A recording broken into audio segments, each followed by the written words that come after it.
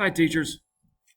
I want to focus on this question of Zoom because that's going to be one of the biggest adjustments as we go into the hybrid model. So I just wanted to create one of these screencast videos to Zoom or not to Zoom. That is the question. So all things related to Zoom. What are the Zoom expectations? How am I to manage the Zoom classroom? What are the concerns you might have as a teacher when it comes to Zoom? What's the design of Zoom, and what was its intention as a tech tool? I want to talk to you about all of those things related to Zoom. First, I think these are a few things to consider when you're talking about Zoom. So Zoom, of course, is a live streaming tool. It was created initially for business meetings so that a series of business partners could get on the same call, they could see one another's faces, and they could share ideas. So Zoom, by intention, by design, is extremely interactive. So the purpose of Zoom for our classrooms should also be interactive. Zoom allows us to conduct discussions, to conduct debates, and also, when it comes to, a physics or a math class, something along those lines, this skill building practice where a teacher can show, can walk through, a series of steps on the board and questions can be asked, and there can be some type of interaction when it comes to that. Those are the designs of Zoom. As I mentioned in the earlier screencast video, things to consider when, if you're a teacher who should use Zoom or not. One thing you absolutely have to take into account, realistically, are what are the attention spans of your group of students? Is it realistic for your students to sit through 30 to 40 minutes on a screen and be legitimately engaged to learning and taking part in learning in that with that format? Or is there a better way? I have a few concerns with Zoom as well. One of my concerns is using Zoom as a means to lecture. Zoom is not intended for lecture. Zoom is not designed for lecture. If you put yourself in your students' shoes, can you imagine going through 6 or 7 Zoom lectures over the course of a day at 40 minutes at a time? That increased screen time is not going to be good for our students.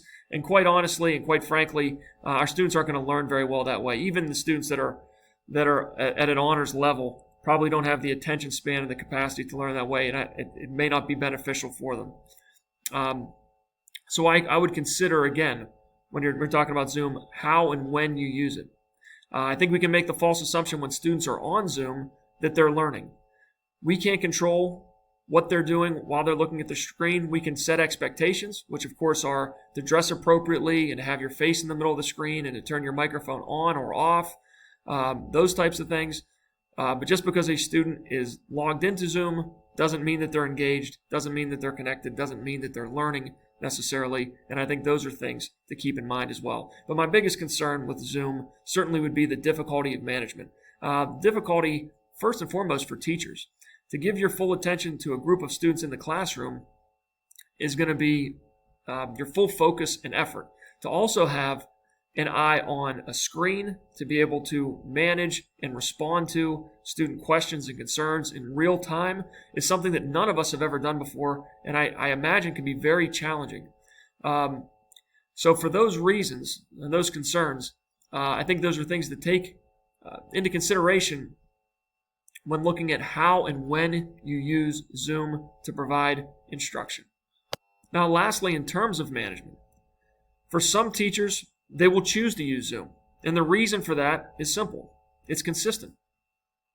You can deliver 4 pieces of content, Monday, Tuesday, Thursday, Friday, in the same way that you would in a traditional classroom. You can prepare a lesson, a single lesson, and provide that to the entire group of students, some at home, some in the classroom, and then you can move on fresh and clean the next day and start into a new lesson.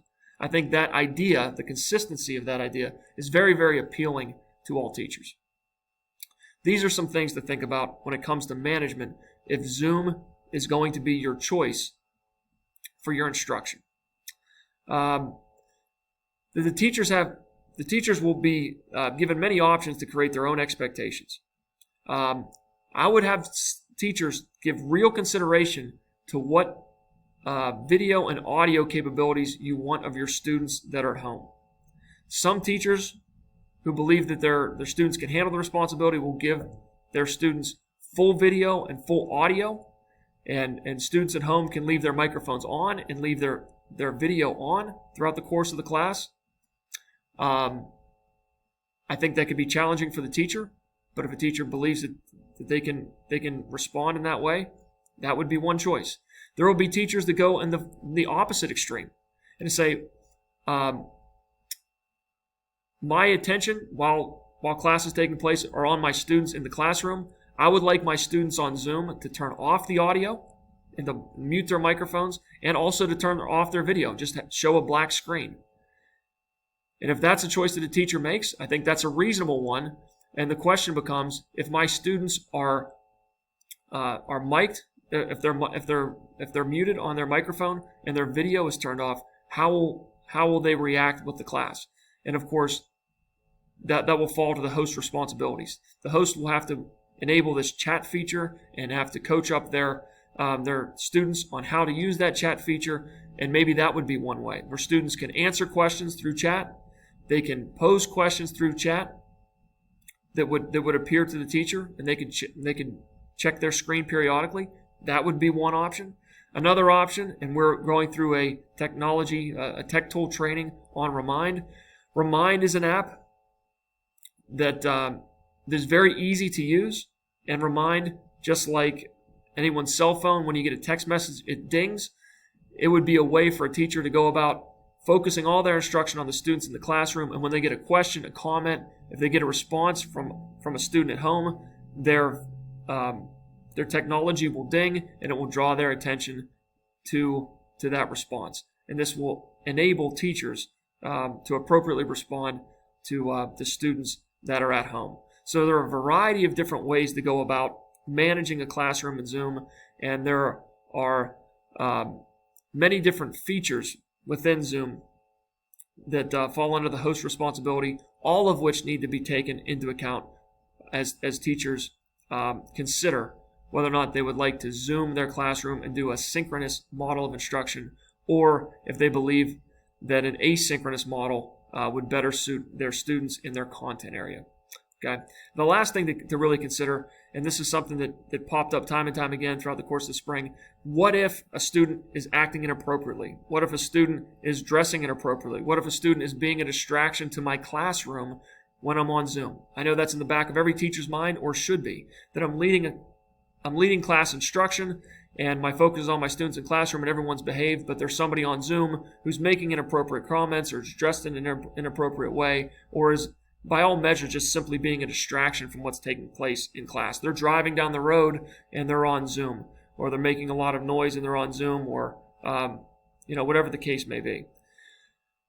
In these cases, it certainly would be appropriate for a teacher to use the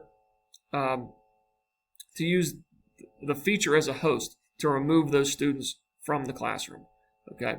It's as simple as a couple clicks, and those students, once a warning is delivered, I think it's more than reasonable to remove students that are being disruptive to the classroom from that Zoom meeting. And at that point, Mr. Bazilla can be brought into the discussion, and further disciplinary action may be taken. But I think in terms of management, that will be a skill, that will be a policy and a procedure that every teacher who is using Zoom will have to be comfortable with and willing and able to execute before the beginning of the school year.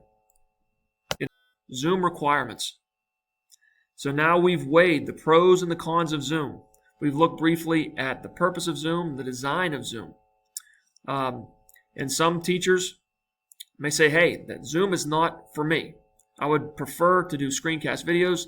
I think it has a greater value. I think it can limit screen time. I think it suits my students better, and it also takes the burden of management off my shoulders a little bit, and I think it's just a positive to go in a different direction, to go to asynchronous instruction rather than synchronous. So the question arises, do I need to learn how to use Zoom even if I plan to use asynchronous instruction and deliver my instruction through screencast? And the answer is yes. This coming school year, in hybrid instruction, or fully back, or in online, any of those three models of instruction, teachers will need to be able to use Zoom. Certain students have chosen for the online option. For a safety reason or concern, they have decided that they do not want to take part in the in-class portion of the hybrid instruction and are not comfortable returning fully to Central Catholic if and when we come back traditionally with all of our students in the classroom. Teachers at this point will still have to make their instruction available to those students through Zoom. Likewise, there will be students that are quarantined. If a student is in close contact with someone else who has a positive test for COVID-19, they will be in quarantine for a period of time. Those students also will be at home and are deserving of receiving live instruction. If you'd like to learn more about Zoom, please sign up on our survey for the Tech Tools Workshop. The training will begin on August 12th and will help you learn more about the features of Zoom and how to lead a meeting as a host. Zoom, along with Screencast-O-Matic and Moodle, are the three essentials that all teachers will need to learn and use for this upcoming school year.